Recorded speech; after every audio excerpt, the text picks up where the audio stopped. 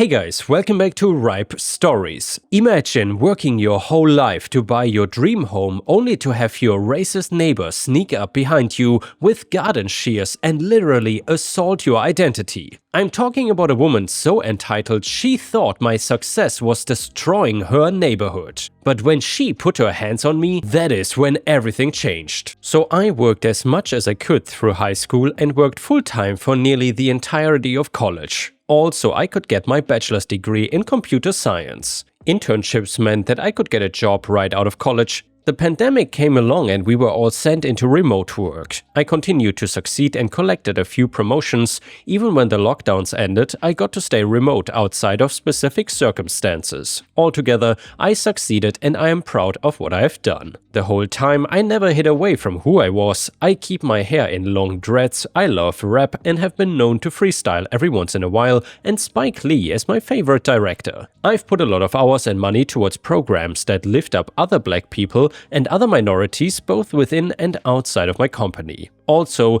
that any child who has the passion to pursue success in difficult career fields can have a fair chance. That success eventually built up enough that I had a down payment for a house and a fiancé that I somehow convinced to move into that house with me. Surprisingly, an HOA is not a part of this story, even though I moved into a neighborhood with one. They are just responsible for the block party that I went to shortly after I moved in, which led to the rest of this story. It was at this party that I met a woman aptly named Karen who was somehow the most stereotypical Karen I've ever met, other than the fact that she was Asian. Karen came on strong though. Her very first question to my fiancé was what she did for work. The follow-up question was how she made enough money in retail to afford a down payment. It did not take my fiancé long to realize why Karen would even assume such a thing, even less time than it took for Karen to drop another comment about trying to keep up appearances while having to support the household as a woman. And yeah, some people just hold ridiculous conceptions.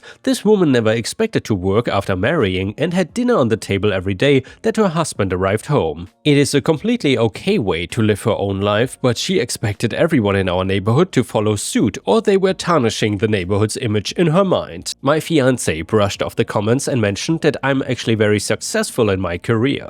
Karen responded by saying that she didn't know how my fiancé put up with those hideous dreadlocks. My fiancé immediately fired back with, "And I think it's very impressive that you can walk so normally with that stick so far up your ass." I think it is easy to say that our relationship with Karen was never really neighborly. Still, she took the antagonism pretty far. Even this early on, she either figured out how to get her collection of small yappy dogs to all do their business on my lawn, or she moved it all to my lawn. Then she would complain to the HOA about it, even though I would clean it after the first time when she caught me off guard. She would stand at the sidewalk outside my house and watch me for some time, as if she expected to find me doing something. Nothing that was extreme enough that I was gonna try to do anything about it, but nothing you can ever truly ignore. We threw a barbecue to celebrate our move and did not even invite her to it. Being the host of the barbecue, I was of course manning the grill along with my brother. Not being invited was not enough to keep Karen away though. When she showed up to the barbecue, my fiancé came to get me and asked me to get rid of her. I found her and said, "Karen, I don't mean to be rude, but we didn't invite you to this barbecue and my fiancé would feel more comfortable if you were not here." She scoffed and said, "Like I would come if you had invited me. I don't need to taste whatever slop you're cooking, just like I don't need your disgusting black culture in my neighborhood." She somehow did not see the irony of her showing up when uninvited and then immediately stating that she wouldn't have come if she were invited. I did not have the time to appreciate this though, because that was about when Karen completely lost it. Someone walked by with food and Karen snatched the burger off their plate and threw it onto the ground. The party guests started to say, "What the?" And then the rant started. Karen screamed at me about how I needed to leave the neighborhood or I would drag it down to becoming a slum. She went to each person that she could find with food in vicinity and told each of them that what they were eating was little better than slop that pigs eat or crap that monkeys throw. She told people at the party that they were responsible for the disgrace of the neighborhood by not only allowing me in but celebrating the travesty as well. She left before the police arrived, but I still filled out a police report about the situation and laid out the earlier harassment as well. Some of the other guests of the barbecue came forward to share their testimonies as well for the report. The cops asked if I wanted to press charges, but I knew nothing would come of this much just yet, and I knew I could put up with it for a little longer. I did not expect Karen's very next incident to be so violent though. So, one of my favorite hobbies is gardening. I have a vegetable and herb garden in my backyard and a flower garden in my front yard. I have not had the chance to really cultivate it yet since we are so new here. I was working on my flower garden one day when it finally happened. By the way guys, my apologies if I still sound a little bit sick. So Karen finally escalated it far enough that I had no reason to hesitate about pressing charges anymore. I don't know how long it took her to sneak up on me really, or how she managed it at all, but anyway, I was leaning down to pull a few small weeds out of the ground when I felt something pull against my dreadlocks. I had hardly a second before I heard the sound of garden shears chipping away. I leaned forward and turned to find Karen behind me with my big garden shears. I'm not ashamed to say that I screamed. I had a Ring doorbell that caught her sneaking around the house the long way to try to get behind me, and a neighbor who heard my initial scream that came out to witness the last part of our argument before Karen left for home. She may have made it home, but her husband and her ancient views would not keep her safe there because she was arrested for hate crimes along with harassment and assault.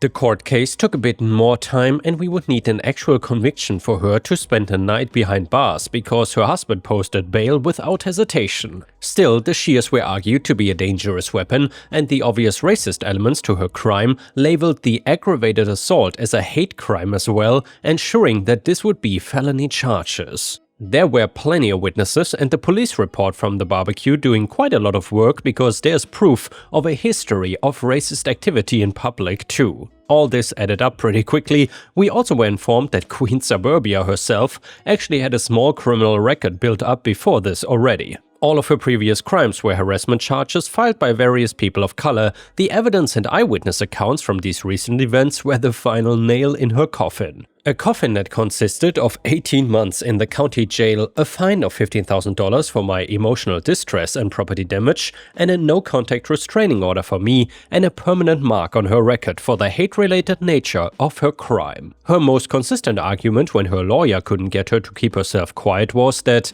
any crime against one of them should hardly count. Suffice to say, she ended up leaving the neighborhood. She was too disgraced to stay. I don't know what commitment her husband believes he has to her, but they all moved with her. Somehow they are still together, or maybe they are both just racist a-holes. And now let's move on to the next story. It starts like this. I've been working in customer care for as long as I can remember, and boy do I have some great stories to share with you. A lot of people groan when they think about customer care. It normally drudges up thoughts of being stuck in a maze of choices, each more tedious than the last. Every single one of them gets you stuck talking to a computer rather than a real person. Even if you do get to speak to a real person, the chances are they'll be talking in an accent that makes it very hard for you to understand, even though you called an English number to an England-based company. And well, I just want to quickly explain that customer care companies employ a lot of people that speak different languages as their first, as customer care companies are usually based worldwide, so it's important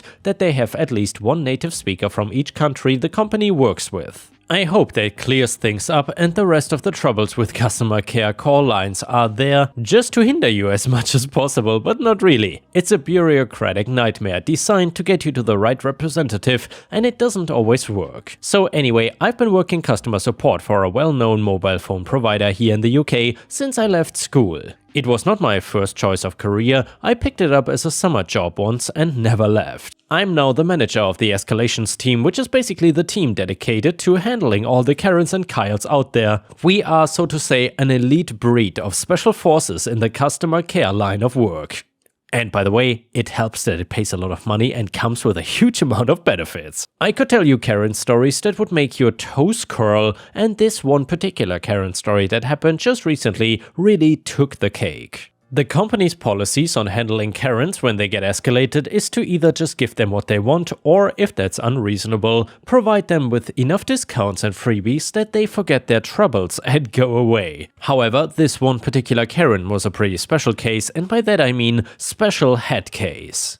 So I am nicely settled into my cozy office, ready for a day of handling overly aggressive adult babies, when I get one of the team supervisors calling me up and telling me that they have a pretty big Karen on their hands. Which, by the way, sounds like they are catching fish or something. Anyway, I tell them to send her through to me and I will see what I can do. Well, nothing could prepare me for what was about to come my way, but I spent a good chunk of the day talking to this Karen. That is nearly 4 hours talking to her, and that was before I could get her to explain what the actual problem was. I must admit, for the first 20 minutes or so, I barely heard a word she was saying. I was looking at her customer report that the representative talking to her before wrote up, and believe me when I say it was extensive. But I could not make heads nor tails of it. There was details and information all over the place, and from what I could gather, Karen was upset because the person she spoke to in the phone shop was very rude to her when she tried to pay her bill. Karen was rambling on about God knows what, trying to explain why her phone bill was so high,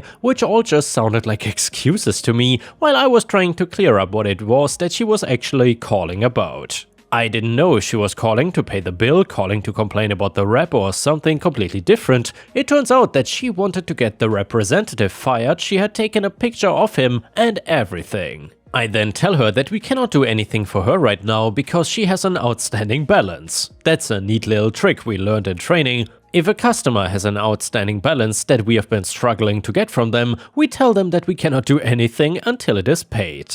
If I had known what can of worms that would have opened, I probably would not have bothered. Cue another hour on the phone with this woman as she starts rambling on about stuff going on back in her home country. I did not think anything of it at the time. I mean, I'm from Plymouth, but have lived in the north for a very long time. I still call Plymouth back home. What didn't help was that Karen was not telling the story in chronological order, and I had to keep going back over the details, but each time I did, she would add something else. It felt like she was making things up as she went along, changing things and adding things to try and make it all make sense. I have dealt with storytellers like that practically every day, and it never gets old. It's wild the things people will say to get out of paying their debt. Long story short, she was making a lot of calls to her family abroad, but she didn't have the right tariff to make such calls cheaper. Eventually, I was able to get Karen to pay her phone bill, and the call ended. I may have given the impression that the rep in the shop was going to get fired, but I never actually said he was. So then, a few weeks later, guess who comes up on the online chat system? It's bloody Karen, and she is not happy. I thought it was a new escalation because the details were completely different. Different email, different name, and they were not linked to an account with us, but when I spoke to Karen, she gave her linked account information. I thought it was very strange, but it happens sometimes. People can have more than one mobile phone after all. We get talking a little bit before she accuses me of stealing from her. I'm confused by this because I've never seen her before. I don't know where she lives or anything, and even if I did, I probably live on the opposite side of the country from her. I ask her to clarify, and she tells me that she paid me to fire the rep in the store. I took her money, but the rep is still working in the store. She said I had unlawfully taken her money. That is theft. I quietly explained to her that I did not take her money. The company took her money because she had accrued a rather large debt that needed to be paid. Well, she took that personally and started shouting at me. I could tell because she was writing in all caps. She demanded that we fire the rep, reimbursed her for the money I stole from her, and provided even more compensation as a way of apology. If we did not meet her demands, she would call the police and get her lawyer involved. I decided to comply with one of her wishes. I got the police involved, I passed her details up the chain of command and flagged her as a potential scam artist. I thought that was going to be that, but about a week later, police officers are at the customer care center wanting to speak to me. I thought Karen had really pushed the boat out, but it turns out that they were struggling to find Karen as none of her registered addresses were genuine. So Karen has been a very naughty girl and is wanted on several accounts of fraud for not paying debts and bills. There was also a little bit of overstaying her visa as well by about 3 years. I felt like a super sleuth as I called up Karen to talk to her about her compensation and apology. I asked her to come to the store where we will fire the rep for her and make an official statement to the press. She sounded pretty vindicated as she hung up the phone. I just wish I could have been there to see her face when she sees the police waiting for her and they deport her back to her home country. And yeah, Ripe Stars, I guess that is one way to deal with an entitled customer from hell. But then again, not every single bad customer can get deported, I suppose. Either way, the next one is a revenge story from Ask Reddit, and I dug really deep for this one, so I don't think you have ever heard this one before. And by the way, if you haven't already, I would very much appreciate it if you could subscribe to the channel, because I would love to hit 120,000 subscribers. Thank you so much, and now let's start. Back when speed camera vans were common in the area I was living at the time, I was running some errands one day and noticed this van on the side of a fairly busy road situated on a bend, so if you were northbound you likely would not notice it until you were in the curve. I had a bit of back and forth running around that I had to do and noticed it was still there an hour or so later when I passed it in the opposite direction. Later in the day, I was still taking care of things and was headed north again on the same road. There was a real aggressive a-hole in traffic this time, speeding when he could, weaving in the lanes to try to get ahead, even though it was now rush hour and no real progress would be made, gunning his engine, etc. And I could see after a couple stoplights that this guy was peeved at the audacity all these other people had at having to be on the road the same time as him. He wound up at a stoplight next to me and one car behind, following someone that did not pull away at the green quite as fast as I did, so he cut somebody off to get over to my lane. Now he is tailgating me on the northbound stretch, and I wondered if the speed trap was still set up. Because I'd gone a little quicker than the guy next to me, a gap started to open in the left lane, but he is still on my ass because it hadn't yet widened out to full car length. So then, as we started nearing the curve where I had seen the trap earlier, I speed up a little to increase the gap and then took my foot off the gas going into the turn. Mr. Aggro Driver did what I predicted he would and punched it to overtake me on the outside right as the camera van became visible. The pop-off flash when he passed the van did put a grin on my face. And the next one is another petty revenge story from Ask Reddit. So I work as a postman, and when I finish delivering, I have to take packages for people who were not home to the post office to hand in for collection. They are small local post office shops, so I have to go in and take it to the counter with the public. I went in once and went to the side of the counter to wait until they had finished serving someone, and then they get the machine so I can scan to drop things off. It takes about 10 seconds and then can go back to serving customers while I check them in. This one woman was incensed that I had pushed in, and even as the staff member was trying to explain it would just take a second and she'd be right with her, she loudly made a scene and insisted that she be served first and that I had no right to push into the line in front of her. Also mentioned she was double parked and would get a ticket if she took too long. Also, F you if you do this. Park somewhere else and then walk. The staff member shrugged at me and apologized and went to serve the woman. The thing is, as it turned out the woman was coming to collect the package that I was dropping off, I heard her give the name and address and realized that I was holding it in my hands. But I allowed the staff member to go searching for it. She could not find it, of course, and it was actually earlier than the time I had written for collection anyway, but the woman insisted that she needed it today. I let this go on for a good 10 minutes before saying, "Oh, what was that name again? I think I have it here." The staff member and I knew each other, and she knew exactly what I had done, and she was fine with it. The woman stormed out after that, and then a minute or so later stuck her head back in and said that she had a ticket and that we were going to have to pay for it because it was our fault. Yeah, we didn't pay for that ticket. And the next one is another petty revenge story from Ask Reddit. Background: this person was the classic backstabber. And by the way, this is a revenge story about a coworker.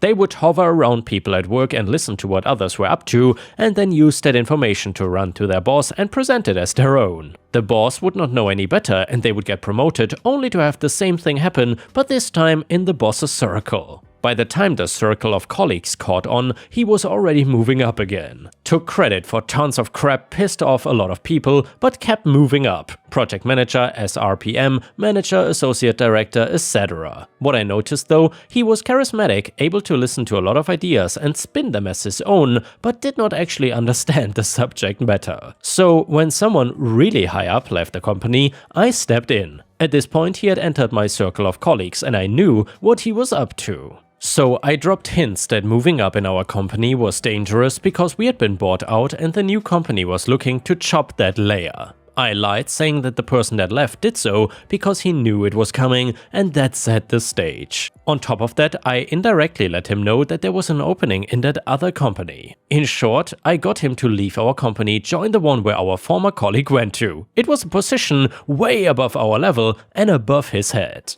I convinced him that he could handle it and that if things went wrong to just rely on our former colleague. But that former colleague was rehired by my new parent company, leaving him all alone in a job he could not do. By that time, enough people caught on to him, so he had no chance of ever coming back. He basically lasted a month in his new position before being thrown out, tried other companies, but he had pissed off so many people at my place who had actually went to others in our industry and spoiled his chances at all of them. He eventually switched industries, dropped 5 levels and is trying the same crap in another industry. And the next one is an instant karma story, so it's kind of similar to revenge, also found on Ask Reddit, so I guess that makes sure that you haven't heard it before. So I'm not sure if being a public defender counts as a retail or service worker, but considering that I provide criminal defense to indignant clients facing deprivation of their rights and freedom, I will consider it service nonetheless. So I was representing a scumbag client who was a massive meth head who got high and beat the hell out of her 8-year-old daughter with a belt after she accidentally broke mommy's meth pipe. She got charged with child cruelty and possession of meth, and given her criminal record, the DA's plea offer was 3 years of prison. Needless to say, my client did not want to go to prison for giving my child what she deserved, and started freaking out at me when I told her that's the best offer I was going to get from the DA, and it was either accept that offer or go to trial. I further pointed out the mountain of evidence against her, primarily the photographs of her daughter's injuries, the bloody belt that was recovered from her bedroom, the broken meth pipe with meth residue in it, and the fact that her daughter was gonna testify against her at trial. After she was done cursing me out, calling me a public pretender, and every other derogatory name she could think of, she fired me and somehow managed to hire a private attorney for the low price of $8,000. I still don't know how she managed to come up with that, but I still have plenty of reliable guesses. The private attorney guaranteed her that he could win her case at trial, and that is exactly what she chose to do. Well, long story short, the private attorney clearly never even read this woman's file before trial. The trial lasted roughly 3 hours, and the jury was literally out for only 5 minutes, and the judge sentenced her to 10 years of prison. It was a good day.